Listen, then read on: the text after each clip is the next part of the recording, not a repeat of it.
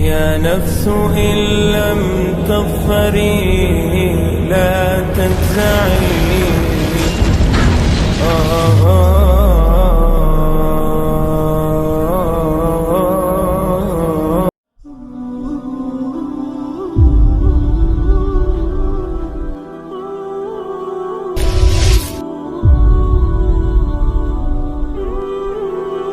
تک پہنچنے کا راستہ قربانیوں سے ہو کے جاتا.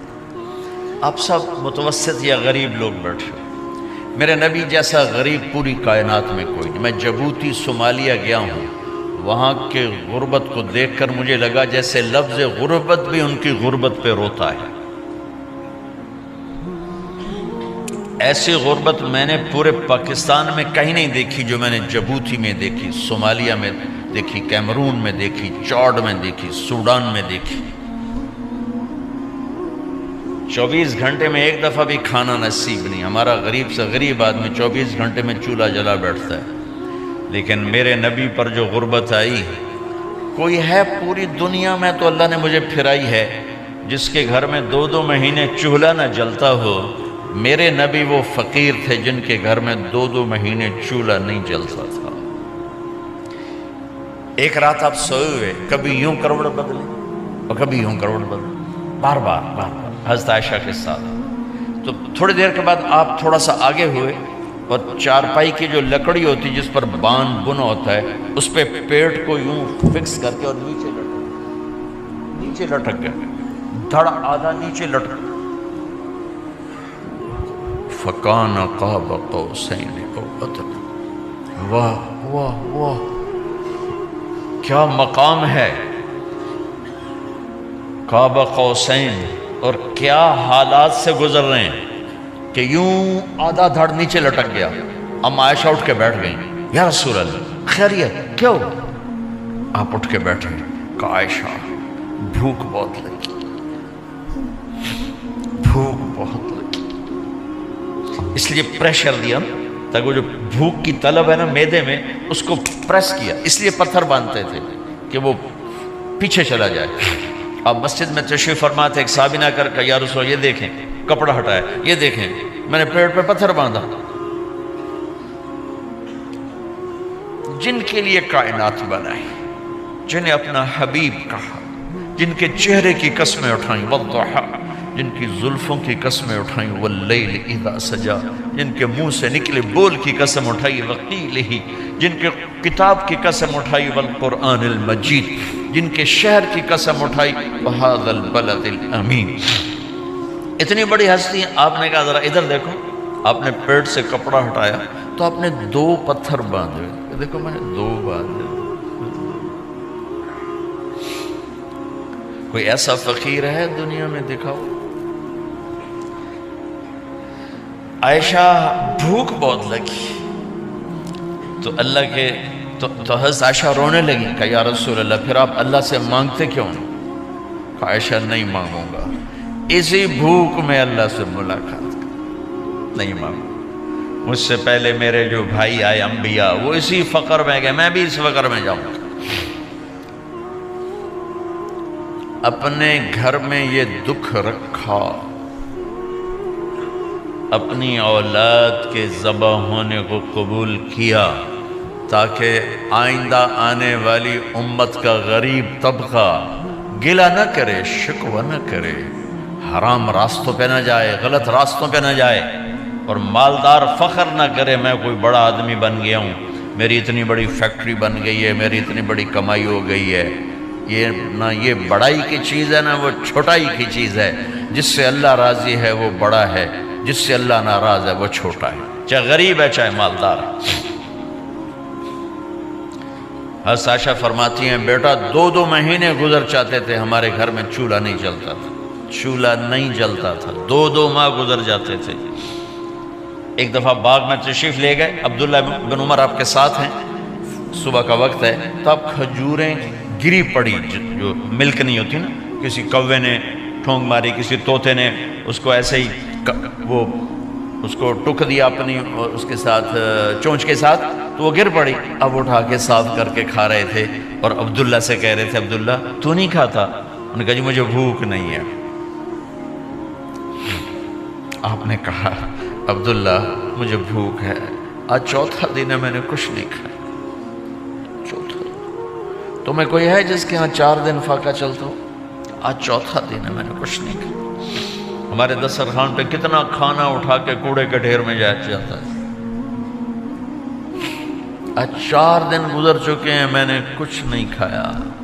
ہذہ صبح رابعۃ ما ذقت شیئا، آج چوتھی صبح میرے اوپر طلوع ہوئی ہے،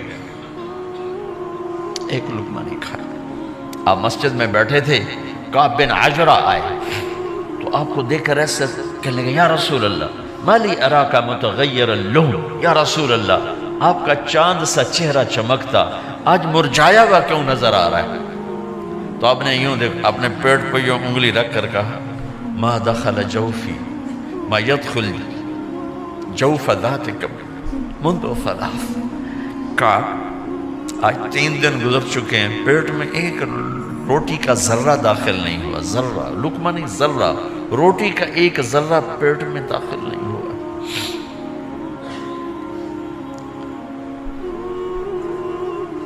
اور اتنی بڑی رسالت، اتنی بڑی نبوت،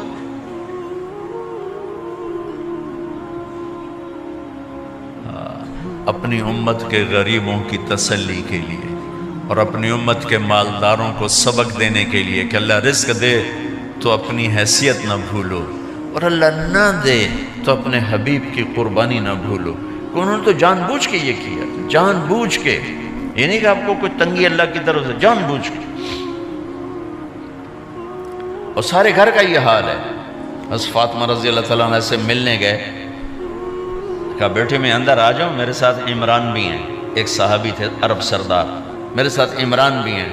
کہا ابا جان میرے گھر میں اتنی چادر نہیں کہ اپنے آپ کو چھپا سکوں، پردہ کرنے کے لیے میرے پاس چادر کوئی، تو آپ نے اپنی چادر اندر دے دی، کہا اس سے پردہ کر لیں، تو لپیٹ لی۔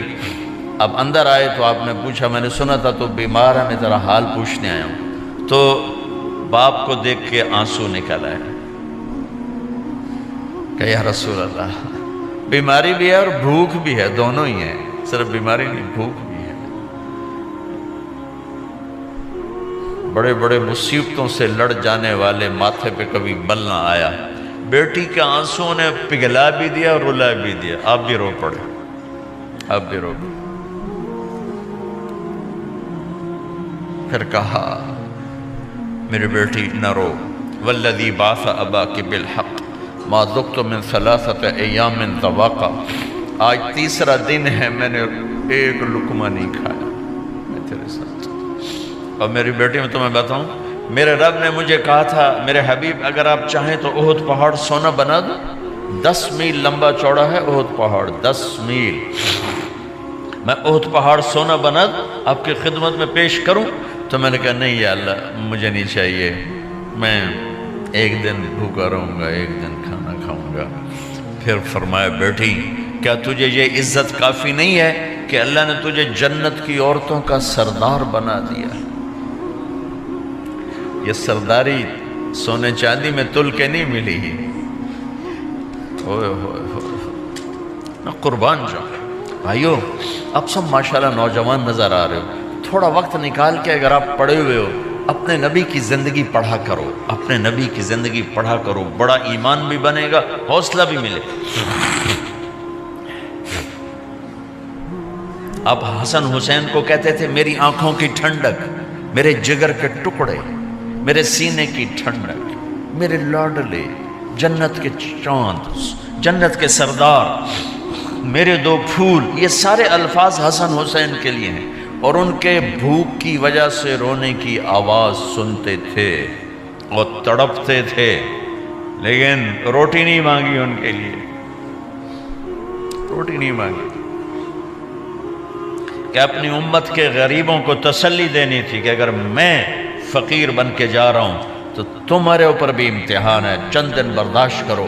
آپ نے فرمایا سب سے پہلے میں جنت میں داخل ہوں گا، سارے نبیوں پر جنت حرام ہے جب تک میں نہ چلا جاؤں، اور ساری امتوں پر جنت حرام ہے جب تک میری امت نہ چلی جائے، سب سے پہلے میں جنت میں داخل ہوں گا۔ وَمَا يَا فُقَرَاءُ الْمُؤْمِنِينَ، اور میرے ساتھ میری امت کے غریب لوگوں کی، میرے ساتھ میری امت کے غریب لوگ میرے ساتھ پہلے داخل ہوں گے۔ حضرت فاطمہ کے گھر میں فاقہ حد سے بڑھ گیا تو حضرت علی نے فرمایا کہ جاؤ اللہ کے نبی سے کچھ تو مانگ کے آؤ، کچھ تو پیٹ میں جائے۔ زندگی میں کبھی ایسا موقع نہیں آیا، یہ ایک دفعہ اتنا فاقہ آیا کہ حضرت علی جیسی ہستی نے بھی کہا جاؤ۔ تو آپ تشریف لائیں اور دروازے پہ دستک دی تو اتنا پیار تھا۔ جب حضرت فاطمہ گھر میں داخل ہوتی، اللہ نے ہمیں اولاد کے ساتھ کیا سلوک کرنا ہے، اللہ نے ہمیں اپنے نبی سے یہ بھی سکھایا۔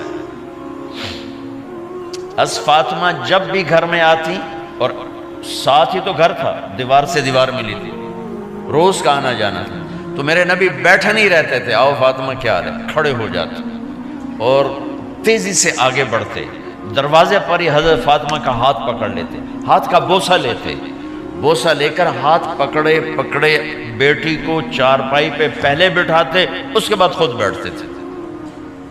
اکرموا اولادکم، میرے نبی نے کہا اولاد کو عزت دو، پھر وہ تمہیں عزت دیں گے۔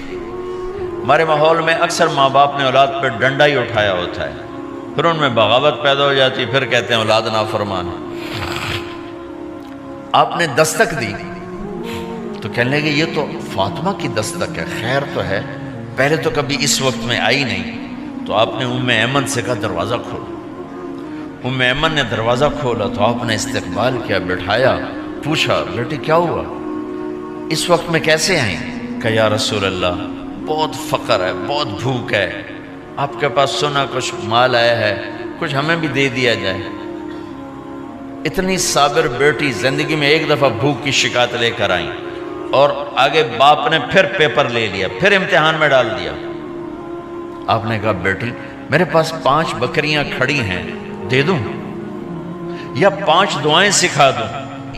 یہ بھی کوئی کتنا سخت موقع تھا، کتنا سخت موقع ہے کہ صبر کا پہاڑ بیٹی اتنی مجبور ہو کر آتی ہیں کہ یا رسول اللہ برا حال۔ تو میرے نبی کہتے بیٹی یہ بکریاں بھی لے جا، دعائیں بھی لے جا، دونوں جمع کر دیتے، یا دعائیں بعد میں سکھا دیتے، بکریاں دیتے، ایک تو دے دیتے، پر امت کے غریبوں کو تسلی دینی تھی، چونکہ امت میں اکثر طبقہ غریب ہوگا۔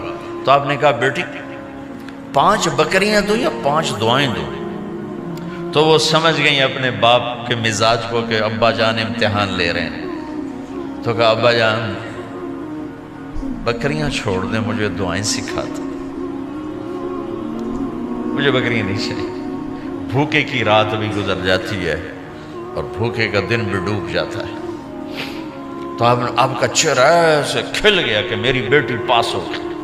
کہا بیٹی آپ تم دعا میں یہ کہا کرو یا اول الاولین یا آخر الاخرین یا ذا القوة المتین یا راحم المساکین یا ارحم الراحمین، یہ تیرے لیے 5 بکریوں سے اعلیٰ چیز۔ اب گھر واپس گئیں خالی ہاتھ۔ حضرت علی نے فرمایا تو کچھ بھی نہیں لائی؟ کہا نہیں لائی ہوں، بہت کچھ لائی ہوں۔ کہا کیا؟ کہا میں دنیا لینے گئی تھی، آخرت لے کے آ گئی۔ ذہبت للدنیا وجئت بالآخرہ۔ تو حضرت علی نے فرمایا تیرا آج کا دن سب سے اعلیٰ دن، خیر ایام کی حال۔ داماد کا امتحان لے لیا، حضرت علی کو بلا لیا، علی 5000 بکریاں دوں کہ 5 دعائیں دوں؟ اس وہاں تو 5 بکریاں، اب 5000 کر دیں۔ علی 5000 بکریاں لیتے ہو یا 5 دعائیں لیتے؟ تو بھی سمجھ گئے کہ آج میرا محبوب مجھ سے امتحان لے رہا ہے کہ علی کتنا کو مضبوط ہے اپنے ایمان میں۔ اور فاقے میں نے بتا دیا کیا گزر رہے ہیں۔ آدمی اپنی بھوک سہ لیتا ہے، اولاد کا رونا برداشت نہیں ہوتا ہے۔